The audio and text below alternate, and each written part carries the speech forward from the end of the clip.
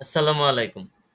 HSC 2025 ব্যাচের যারা শিক্ষার্থী আছো, তোমাদের অনেকেই তোমাদের রাজশাহী বোর্ডের সামনে গিয়ে অন্যান্য বোর্ডের সামনে গিয়ে আন্দোলন করছিল যে আমাদের পরীক্ষাটা একটু পেছানো হোক কিংবা 2 মাস পরে নেওয়া হোক, কিন্তু সেটা আর হলো না।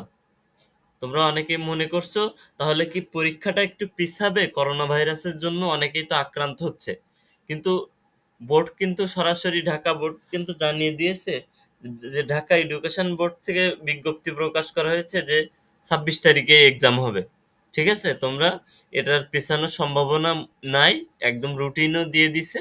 সুতরাং তোমরা সেইভাবে আর 4 দিন সময় আছে, সেইভাবেই তোমরা প্রিপারেশন নাও নাও দেখো, এই ঢাকা এডুকেশন বোর্ড বিজ্ঞপ্তি প্রকাশ করছে। এখানে দেখো, দেখো এখানে রুটিন প্রকাশ করে দিছে যে সংশ্লিষ্ট সকলকে জানানো যাচ্ছে উচ্চ মাধ্যমিক সার্টিফিকেট পরীক্ষা 2025 নিম্ন বর্ণিত সময়সূচি অনুযায়ী অনুষ্ঠিত হবে।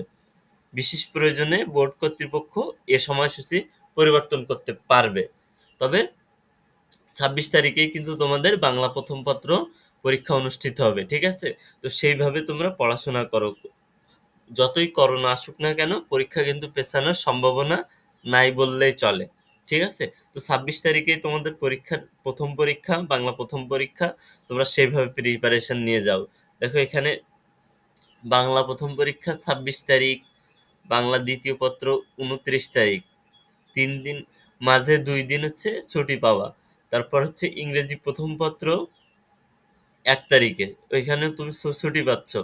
ইংরেজি দ্বিতীয় পত্র, ইংরেজি দ্বিতীয় পত্রের আগেও তুমি 1 দিন ছুটি পাচ্ছ।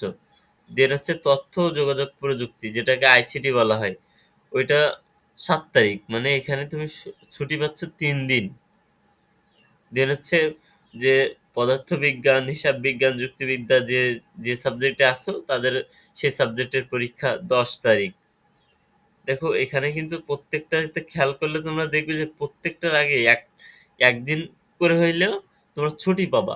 সুতরাং তোমরা যে প্রিপারেশন নিয়েছো সেটা আরেকটু গোছালো গোছালোভাবে চেষ্টা করো নিতে।